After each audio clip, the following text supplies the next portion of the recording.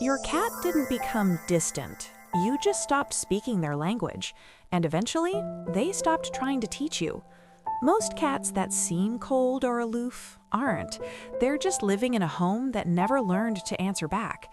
Today, I'm going to change that for you. 6 things. Simple, free, and starting today.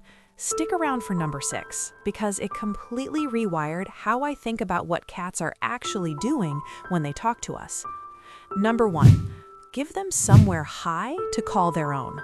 If you've ever lifted your cat off the fridge and put them back on the floor, I get it. It looks like defiance.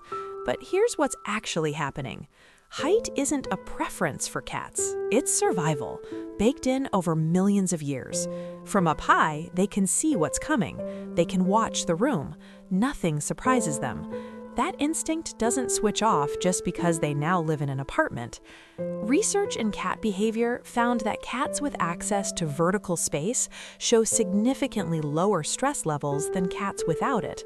When there's nowhere to go up, your cat doesn't relax. They monitor, they scan. They stay in low-level survival mode. The fix is embarrassingly simple. A tall cat tree by the window, a wall shelf, even a folded blanket on top of the bookcase. Give them one place that is completely theirs, one place you don't move them from. And watch what happens. They stop disappearing under the bed. They start watching from above, calm and curious.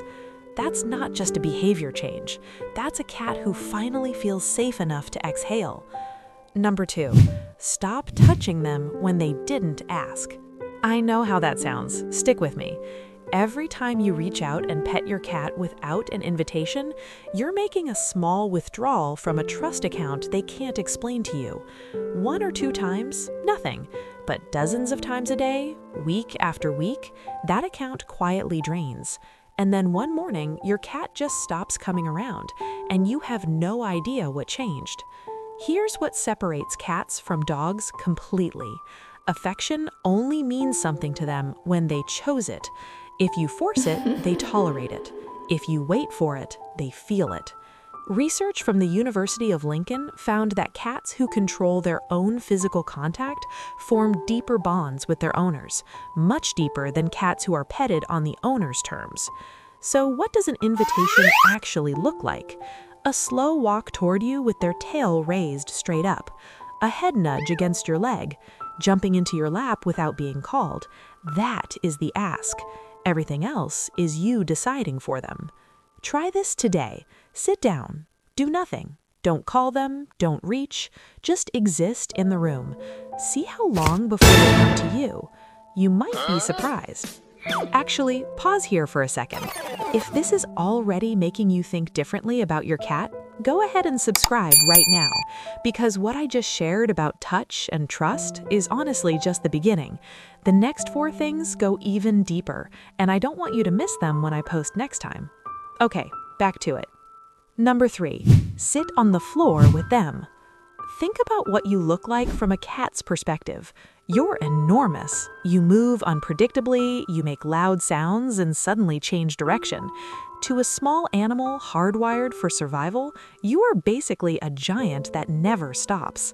Research into human and animal interaction has shown that cats read height as dominance, even as threat. The lower you get, the less intimidating you become. So the next time your cat is lounging nearby, just lower yourself to the floor a few feet away. Don't reach, don't call them over, just be there at their level. Some cats come straight over. Some will watch you for a moment, and then you'll see it. That slow, full-body stretch that means they've decided you're safe.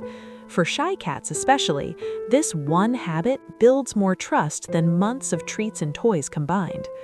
Now, most content stops here, but the next 3 things are the ones almost nobody talks about, and the last one genuinely changed how I understand what cats are even trying to do with us. Number 4, always let them sniff before you touch. A cat's sense of smell is roughly 14 times stronger than ours. Their nose isn't just for food, it's how they process the world. It's how they decide in real time whether something is safe. When you skip the sniff and go straight to the pet, it's like a stranger walking up and hugging you before you even noticed them coming. The fix takes 2 seconds. Extend one finger toward them, not your whole hand, just one finger, and wait. If they lean in and press against it, that's your green light. If they pull back or look away, you wait.